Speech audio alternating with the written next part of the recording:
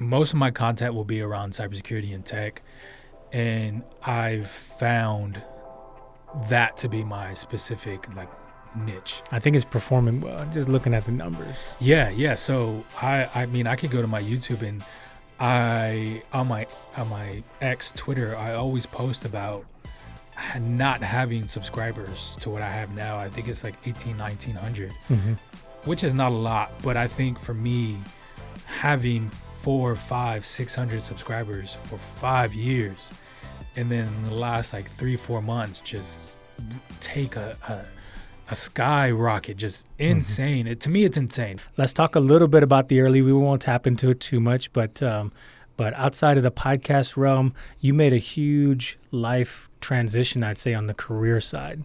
I'd say from car sales to cybersecurity is probably what markets best, but talk a little bit about that. Yes. So I originally got into cybersecurity. This was 2013, 2014. I started studying cybersecurity at UTSA just because it was one of the programs that was really huge, and searched Google and they made a lot of money. And I was like, that's what I'm going to do. So I started there, and then a couple years down the road, had some hardships, so I had to switch my major. At the time, I was working at Apple, Lock and Terror retail store, so it just went hand in hand with the technology that I was learning. Ended up staying there for about another year, and then a buddy of mine said, hey, I'm making X amount of money selling cars. You should try it out. And I was like, you're making what? Like, how much for? He was just, it was a ton of money at the time. I think I was 22, 23 years old, and it was a little less than $100,000. And I was like, yeah, I'm for it. Like, this was, yeah, it was different times. So I tried it out, and yeah, sure enough, that first year was definitely life-changing, and I just was there ever since. So I was on and off for about 5 to 6 years, more on the 6-year side. And towards the end of it, because COVID happened, and we went through that transition where no one was buying cars, and then the economy kicked back in, and everybody got stimulus checks, everybody was going back to work. A huge thing that helped us out, that helped everybody out, was the chips. They weren't making as much chips as the chip shortage, right? Yeah, the chip shortage. So there was days where we didn't have no new cars on car lots. Sometimes no cars or 5 cars. Like, it was very rare. For the end of 22 to going into 23, there was a point in time where everybody had to pre-order. So it was good during that time, just because that was the most amount of money I've made was in 2023. So shortly after that, the economy just kind of, I don't know, people were just not buying cars. I wasn't making as much money, so I was thinking long term, and it was a no-brainer for me. Like, something that I originally started in was cybersecurity, getting those first couple years in, taking those courses. It's always intrigued me. So ended up just researching what is the quickest, fastest, optimal way that I can get into a position where employers can notice me. It turns out that doing certifications and having some type of different projects can just boost something to put on your resume and just boost your skills. Yeah. So ended up doing that. Took me about 6 months. So one thing I always like to say is I've made content around cybersecurity, and it's very hard to. I'll just say it. I was unemployed for 6 months, so I know most of the time people have full-time jobs. So studying or jumping into a whole new career or getting certifications is pretty difficult, just because you're working 8-12 hours a day. So I did it as I was unemployed, and it was the only thing I was thinking about. Yeah. It literally, it got in front of my relationships, friendships, it was a ton of things that went on, but overcame that. 6 months later, I got an offer for a cybersecurity analyst role, which I'm doing currently.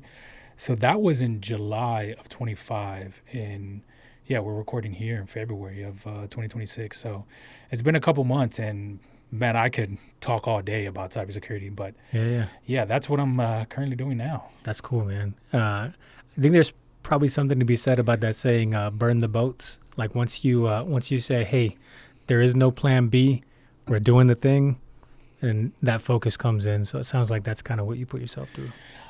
Definitely. I would be lying if I said I wasn't scared. It's even as a grown man, late 20s, early 30s, it was terrifying. It was because you're worried about income coming in. Granted, I don't have kids, so I don't know what that feels like, having to worry about being unemployed and having kids. But I know I could assume it's just a different world, right? Like you have to, some way, somehow you have to get income for your kids, or I wouldn't even know where to begin. That's a different, that sometimes I don't like to think about.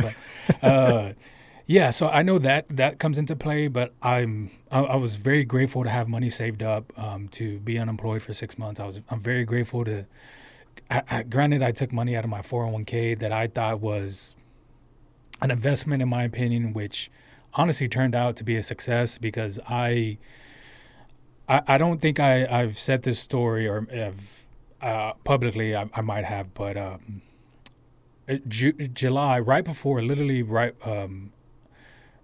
I signed my offer letter, I was actually denied the same position that I currently have, and they wanted more experience, which I totally understood. I was getting told no for 4 months prior. This was nothing, right?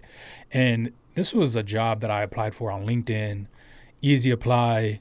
You have hundreds, sometimes thousands of people, so they say, applying to these jobs, right? And didn't think nothing of it, but I got a call back and had the interview, went to the recruiter and then the hiring manager, and went great. I didn't do it as good as I thought I did, but they wanted more experience.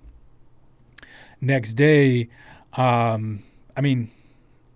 everybody, I think, would feel after 6 months of trying and you get told no on a job that you think you're supposed to get.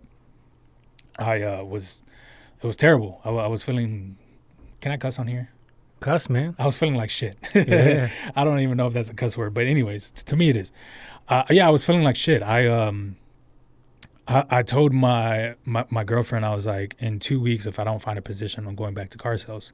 I was running out of money, and it was time. It was time that I was just feeling like lost. This wasn't for me. I can't get this. And I swear, I got a call from the recruiter. I saw it, and it was his name because I had it saved. And I was like, what was going on? Answered it, and he was like, hey, it turns out they want to get basically a tier 1 versus a tier 2. And they want to know, if they offer you X amount of money, would you accept? And I was like, after getting denied, I think I really didn't have any room for negotiation. So I immediately just said yes. Yeah. I said yes just because I got denied. So I was like, yeah, why not? Like, you just denied me. Why would I? It was way more than what I expected, honestly.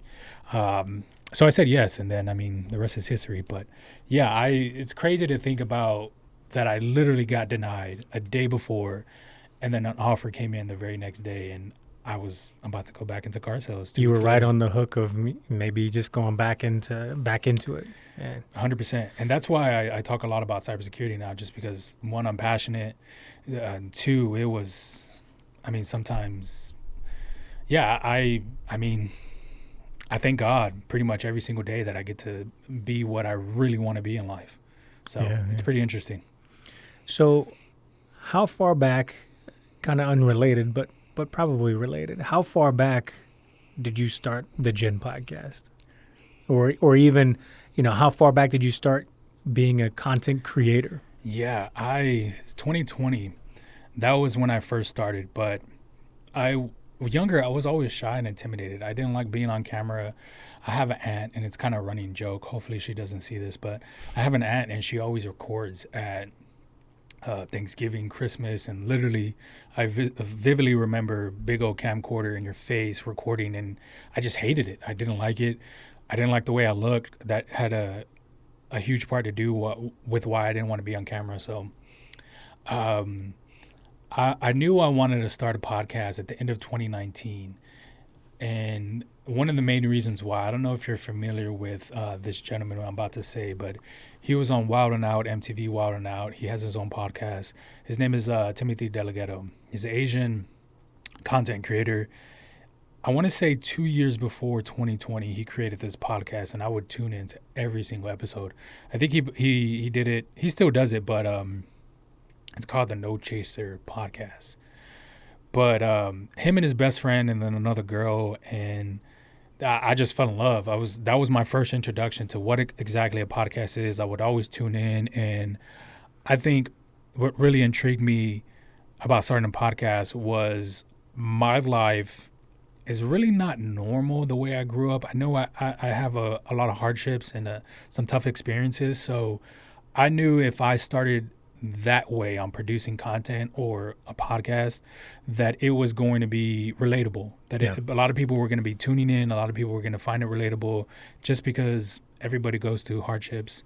Now I know that. I thought I was self-centered. That's a totally different story, but I thought my hardships were my hardships and no one else experienced it. But I knew putting it on a podcast on content, someone out there might be relatable. But 2020, short answer, 2020, I got into a huge breakup, entirely my fault, but that's beyond me. That's a different person. So that gave me the opportunity to start the podcast. Had some free time. Obviously, COVID hit in March, and from there, I had just a ton of time to figure out how to podcast, figure out recording, editing. And to start something was my goal, to just get something out there, no matter how ugly it looked. And it was ugly, but I did it. And over the past couple of years, I try to get people on there that tell life-changing stories, that tell their experiences with whatever they're doing within their current role, within their current occupation, same word, within their current content creator business that they have, because I know now I know that people relate to it more than ever. I think, and I've said it multiple times recently, now it's a lot more important that authenticity is shown in your content that you're creating, because there's a lot of fake things. There's a lot of shows that people put on, and it sucks, but I mean, that's what, in reality, I think it's a lot. You're going to get a lot more views, but with the authenticity, it's going to have a longer lasting impression on whoever's seen the actual video or content. So I've been doing it for 5 years, and I could, I can tell you story and story after people reaching out, me seeing other people's life change just because of one simple thing that I've said on my podcast. But that's the long version of how I got into podcasting. That's cool though. Yeah. And authenticity resonates a lot with me too. Number one, as a marketing agency owner, now more towards the video podcasting niche. Like we started out with web design for Pichuro's marketing and direct mail, SEO, stuff like that. And then we really got into content marketing by way of video podcasting, because it gives you the kind of that voyeuristic view into a conversation, and it's that level of authenticity. But man, props, because I've seen a few of your videos, and some of them are what you'd call like talking head style videos. Mm-hmm. Like it's just, you talking to one camera, like directly. And for some people, it's tough. That's a tough one. No, that is, I'm telling you, man, I was this shy, intimidated kid coming out of high school. And for me to look you directly in the eyes like I'm doing right now, I could not do. Yeah. I find myself even now in this conversation looking places just because I wouldn't say I'm not comfortable, but it's just not natural of who I am. But I've learned over time that just direct contact with someone like we're literally doing right now is it just means something to the other person. You just feel more engaged. So But yeah, it's tough. That is tough.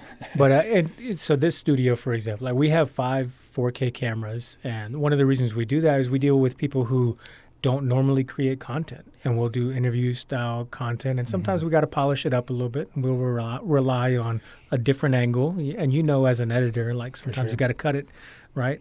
But it adds a layer of difficulty when it's one camera or it's direct on, So yeah, props on that one, but that level of authenticity and as you said, kind of directly being able to speak to somebody, even if it's virtually.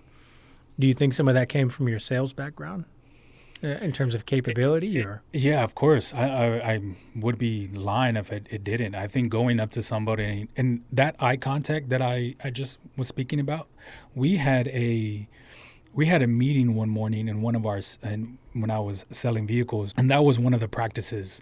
This was like the beginning of 2023. It was like a new regimen we had to do as far as just being a better salesman. And the buyout to get out of the training was shake someone's hand, look them directly in the eye and say, would you like to purchase this vehicle? That was a buyout. And I was afraid. I could not. I was like one of the last ones to do it. And that was it. That was what taught me literally look someone in the eye, and that was it. But yeah, that's sales communication, because I wasn't the salesman to push you into purchasing a vehicle. Definitely convincing, because I used to sell Hondas.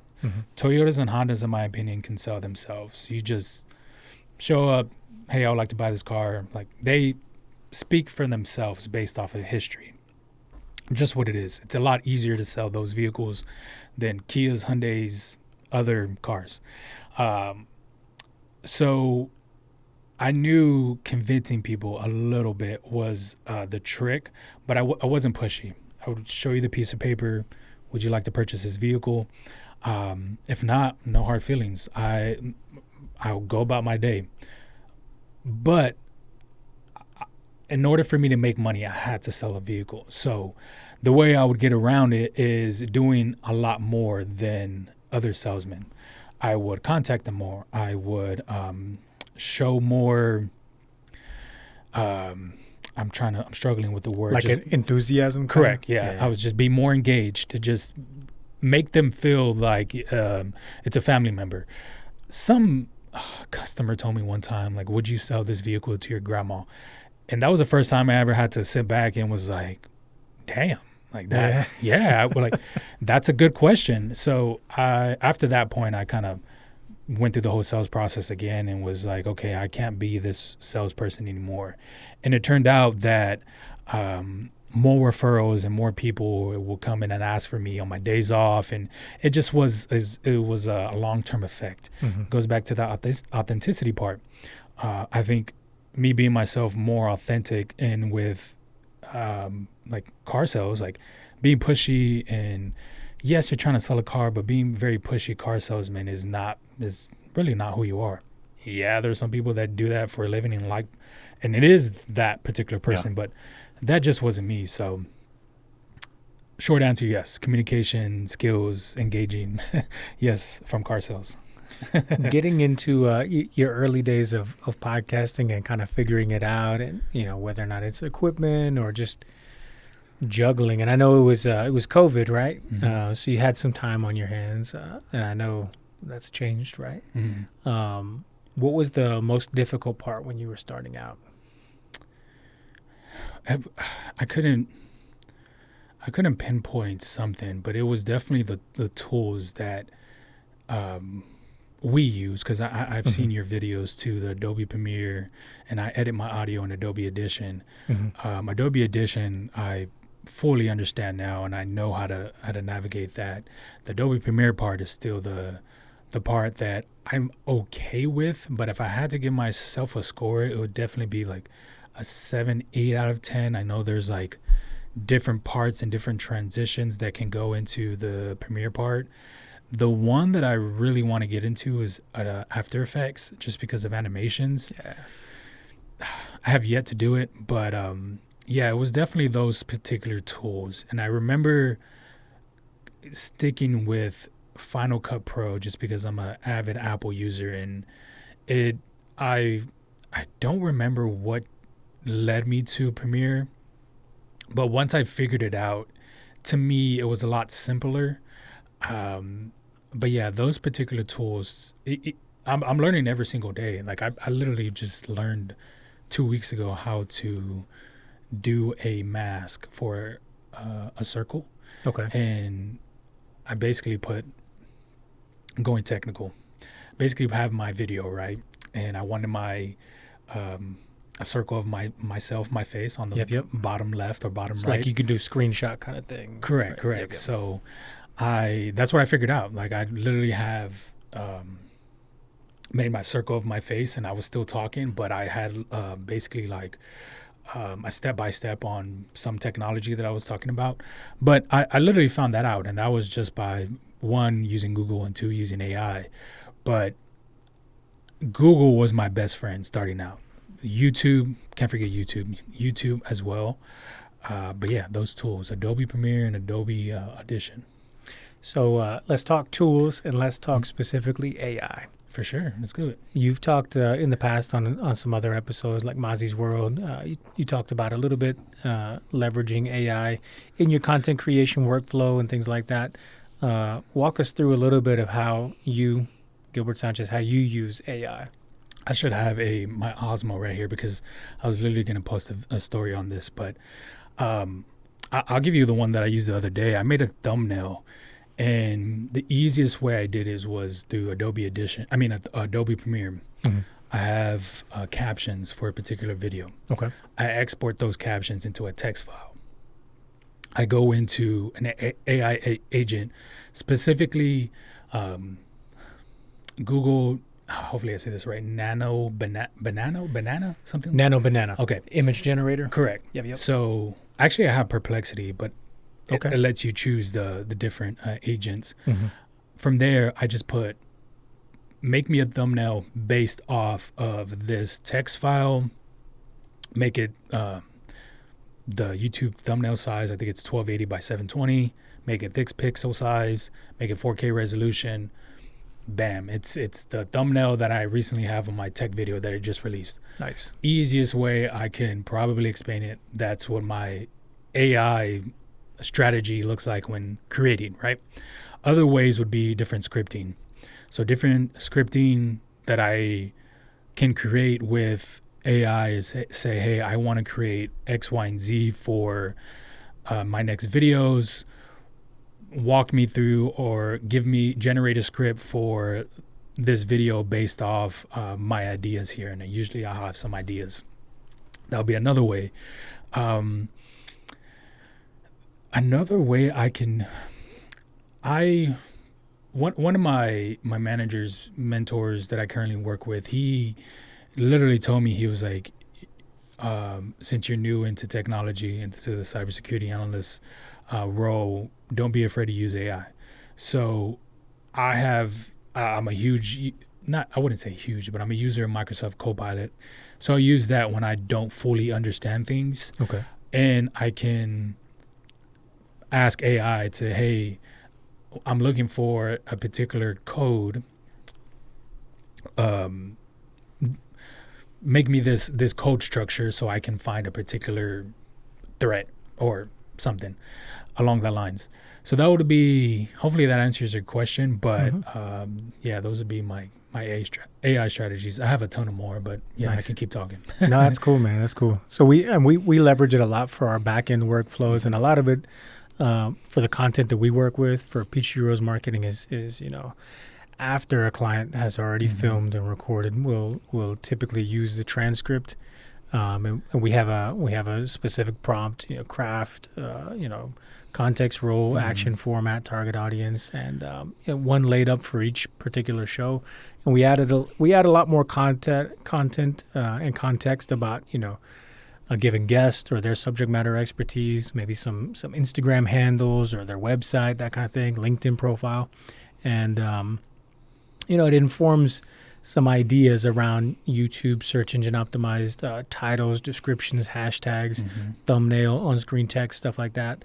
But most recently, one of the bigger changes for us in the AI realm is I made the decision. We moved from ChatGPT, OpenAI, over to Gemini on the Google side. Some of that was based around really some more validated, bigger news when Apple basically said, hey, we're going to endorse Gemini. It's going to, the newer version of Gemini is going to inform Siri moving forward. To me, that was kind of a big smackdown to OpenAI. What are your thoughts on that? Yeah, I'm a Apple lover. I remember having the 4S in like 2012. But yeah, I that's, in my opinion, you think of companies that have been around the longest, and Google's one of them, right? I mean, obviously you have like, these are for people that I'm sure you know of, but like AOL and Yahoo's still around, but yeah, those companies you think about, it's like, that's huge. Google has its own application suite. You use Google every single day. YouTube, I mean, Google owns YouTube now, so it's like, yeah, it's a no-brainer. I recently, I went from ChatGPT to Perplexity, and I chose Perplexity just because it's free. So I think all I had to do was connect it to like my Venmo account, and they gave me a year free, their pro version. Nice. It's like, it's a no-brainer. I do and don't like it, but I mean, it's free. Can't really complain. I really like it because you can choose between Gemini, Claude, which is on the rise as well with Claude Code, and then ChatGPT, and I'm forgetting one other. But yeah, Grok is one now too. Yes, that's the Elon Musk one. Right? There we go. That's it. Yeah. But yeah, I'm all for AI for productivity. It's I use it to elevate my skills, right? I really don't put in prompts to do verbatim, and I think that's it's tough because yes, it's a lot easier, but I always like to edit some sort of it. One, to sound conversational, and two, just to be myself, right? I don't want to send a message or send an email or put documentation somewhere that's really just like, I don't know, just not me, I guess. But I wanted to mention something else because you brought up LinkedIn. Optimize my LinkedIn profile with AI, and then I don't know how I could forget this, but my resume. Every single job description that I get, I use AI to optimize my resume to that specific job role, and that's literally, I wouldn't say every, but the ones that are in the location that I want, or the pay that I want, I literally just that's the one. So that's huge. AI is huge nowadays. Smart move. Yeah. So do you see yourself doing a lot more content in the AI and cybersecurity realm, and what does that look like? I'm more towards the cybersecurity space. I could talk about AI. The tough part with that is I do know the foundation of it, but I'm not very knowledgeable on certain things. So for instance, I literally just found out about Gemini like 3 months ago, and it's been around for a little bit longer. But so the little things like that, I know AI has been around for a while. And when I say AI, artificial intelligence, that's been around for 10 years, maybe even 15 years, depending on how far you go back. People say the military have been using it for a long time. I don't know. Maybe you can talk about that, but or I can't. I'm joking, but yeah. So it's tough. I like talking about AI because we use it on a daily basis. I think it's a norm now, but most of my content will be around cybersecurity and tech, and I've found that to be my specific niche. I think it's performing well, just looking at the numbers. Yeah. So I mean, I could go to my YouTube, and on my ex Twitter, I always post about not having subscribers to what I have now. I think it's like 1900, which is not a lot, but I think for me, having 4, 5, 600 subscribers for 5 years, and then in the last like 3-4 months just take a skyrocket, just insane. To me, it's insane because I know that the work that I put in, going back to Adobe tools that we use, that just set me up for what it's doing now. So I mean, I definitely can't complain, and it's definitely showing. That's cool. And I know it's not like it's a huge subscribership, but for people who say that, like I always say, like, okay, picture yourself in a room of like 1,800, 1,900 people and giving a speech. Like, just give yourself, the credit with that is usually what I'll tell people. Or if people are like, throwing shade on somebody, like really? Yeah, of course. Like it takes a lot to build that, and it takes good quality content. And some of your recent ones, like I saw one was like 17,000 views. It's been a few weeks old, and it was related to cybersecurity. So I think you probably found a good niche based on that. And me, of course, I'm like critiquing the thumbnails, like, and I always like to A/B test it in my mind. Like that's probably working really well for the call to action or the click through rate. So. It's so I want to touch on something because you bring a good point. I'm glad you do that because not only does it help, I can assume not only does it help yourself, but it also helps me too because we're having this conversation and I do that to other people too. Yeah. But I also have conversations like we're having right now where if the other person's content is it can help them, right? So I'm glad I'm not the only one. That's what I want to say. Yeah, that I do that to critique other people or learn or take something from them because I've learned that whether if it's content, cybersecurity, whatever, most of the time you're going to be in a situation where there is somebody that knows a little bit more than you. And it's always good to not take it personal, just learn from it, grow, and hopefully you gain some knowledge out of that.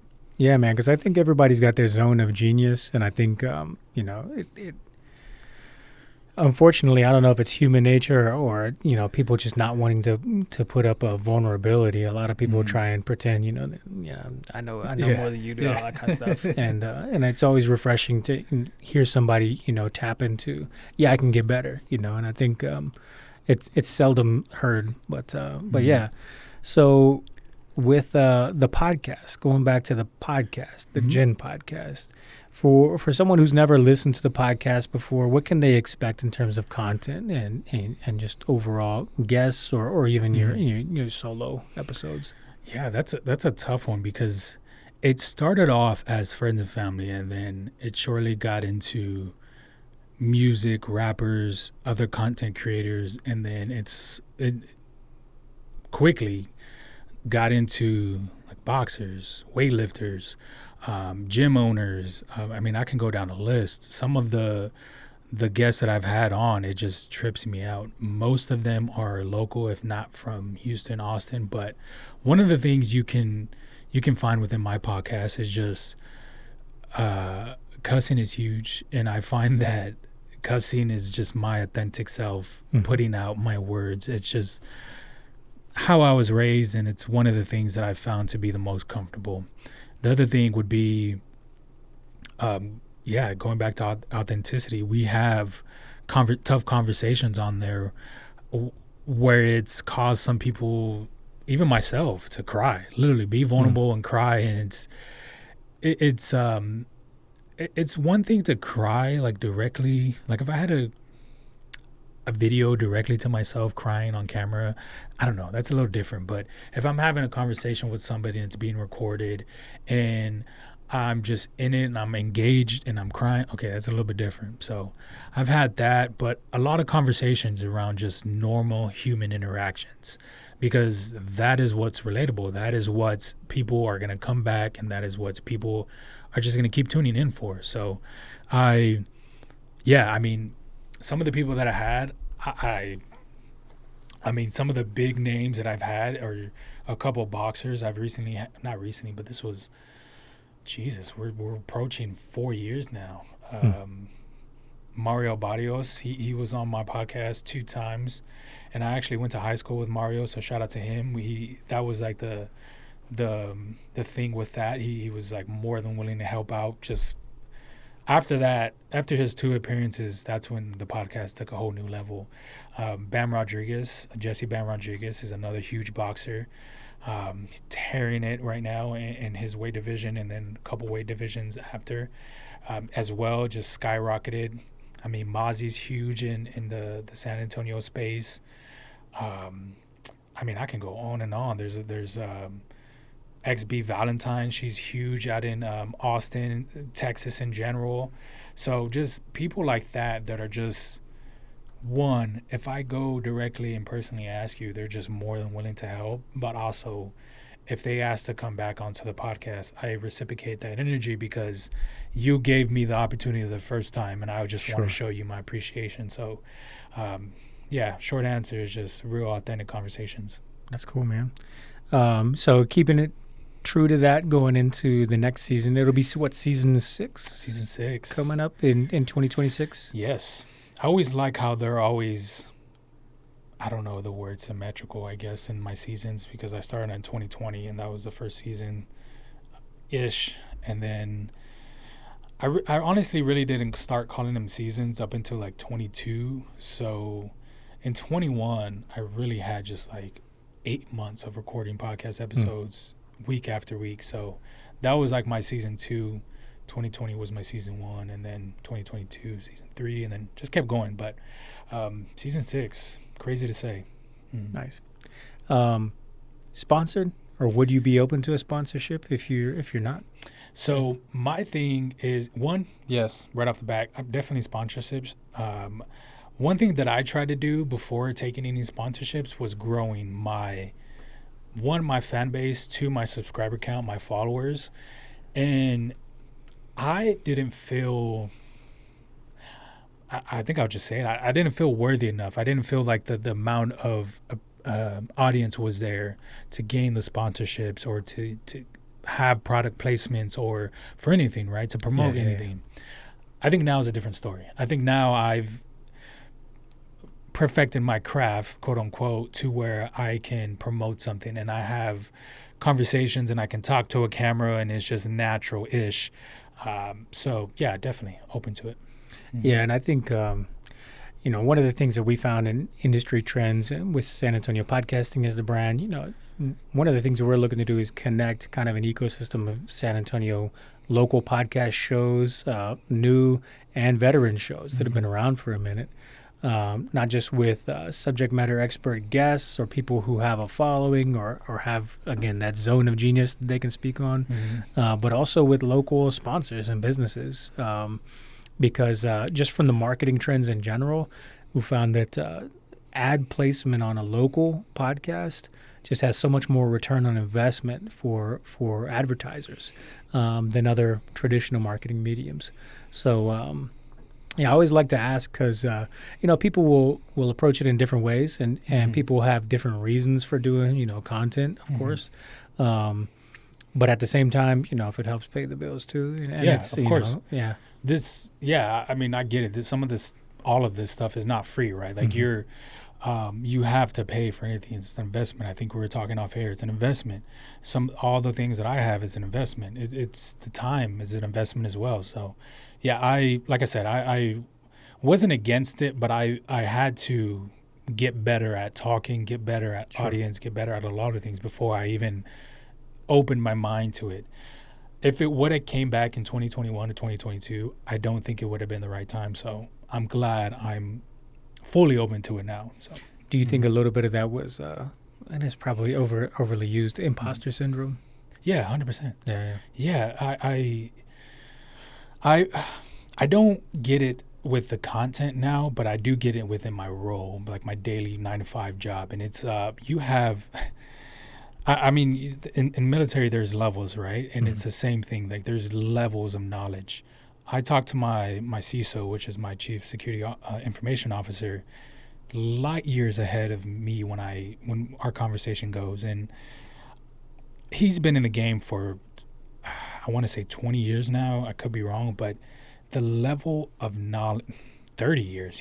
We were having a conversation about the 1990s last month. But anyways, just the knowledge of information within technology, cybersecurity is insane. So I do know when I talk to him, I feel a little bit out of place, but he's always cool and down to earth and makes you feel like, hey, you're supposed to be here. So having those type of conversations and your coworkers and validating, hey, we're a team, just makes you feel like, hey, you're supposed to be here. So yeah, I don't do it with the content anymore because my skills, I think, are a little bit up there. So yes and no.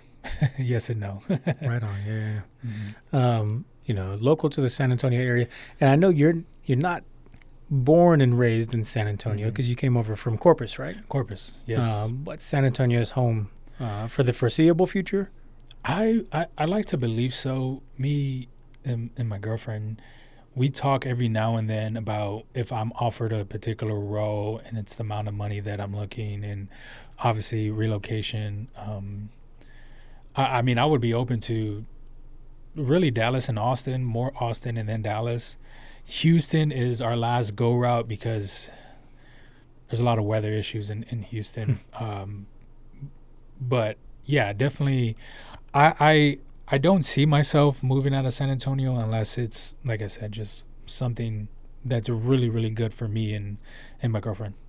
Is there any particular cause, community, organization that you would highlight and say, like, yeah, I can get behind that in the San Antonio area, or that resonates really well with you? That's a good question. I know it's kind of a flaming Rubik's Cube of a question, but yeah. So ask me the question one more time. Is there any particular cause, community, or organization in the San Antonio area that just really resonates with you, that you get behind, that you would, like, if you got $10 million tomorrow, yep, and you had to spend half of it in some sort of a charitable fashion, like, how would you spend it? Man, that's a tough question. So those are two totally different questions. No, now that I'm hearing them, but I think they go hand in hand. It's tough because I've never thought about it, but it would have to be something meaningful. So it would have to be something that's medical, something that's like homelessness, something that's like has to deal with the situations in our current events right now. It would have to be. I'm sure you're familiar with the people that are on social media and their money comes from having a ton of followers and brand deals, and they go out and meet random people in Walmarts and random people in parking lots, and they ask for money and they give them like $5, and then the next 30 seconds they give them like thousands of dollars. I don't know why, and this is the first time I'm saying it, that's what I would want to do.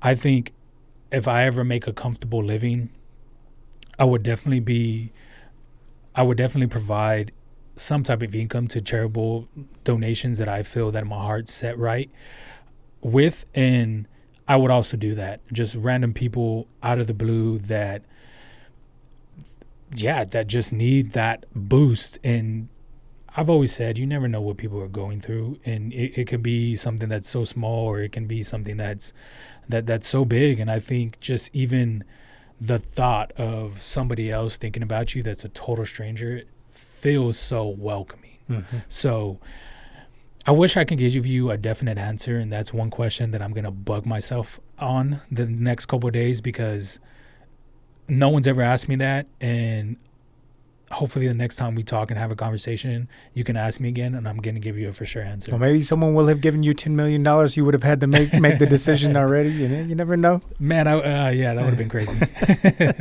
But so obviously, I've already been in tune with some of your content, and, some of it I also selected prior to this interview to kind of review and stuff. So one of the ones that I caught wind of recently was your Thanksgiving episode. It was a solo Thanksgiving episode, and man, you had a story about your grandpa and an awkward meeting, and I won't go into it. No, I could do it too much, but that one, I just thought it was funny, and it resonated with people who always have someone in their family, and there's like awkward moments, when there's like an outsider. But, are you talking about when my sister brought over? Yeah. So my grandpa, he's about to be 85. I think he turned 85 this year. But he's old school. He's grew up in a small town that he lives in now for years. I think he moved to Corpus in maybe 40s, and then he spent 20 years and moved back to his hometown.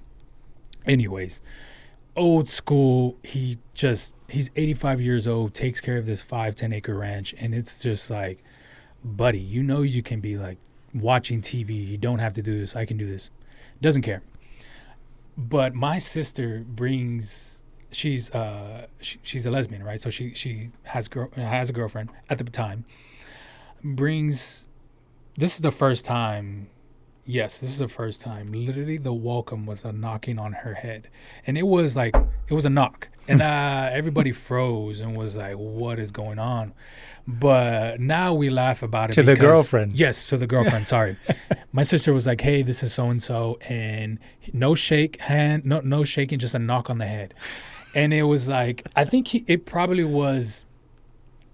Who knows? Maybe I would ask him nowadays, but maybe I should ask him. But it was just one of those things he probably just never dealt with before. So it was like, oh, like, this is your companion. Why is it a girl? The norm is a boy, right? But that was his introduction. So hilarious. I couldn't never.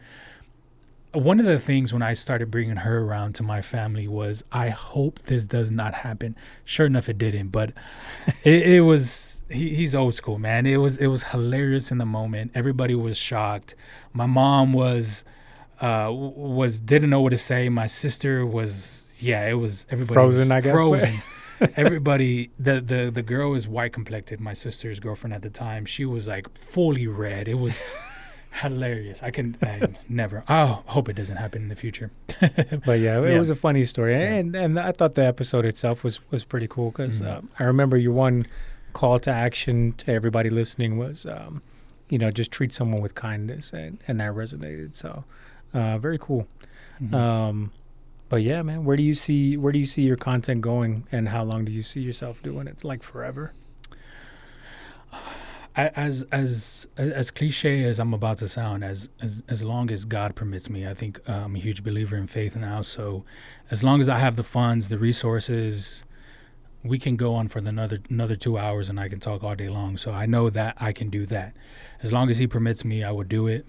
And a goal I have in mind, I'm not too sure if you said goals, but I will say it. A goal I have in mind, I'm working towards it. 10K subscribers by the end of 2026. That's one of the goals I have. For the life of me, I cannot post on TikTok. I don't know what it is. I started to the beginning of January. It was going good for the first 2 weeks. For the last 2 weeks, I didn't post a video. I'm not sure. I will try again this month. But so season 6,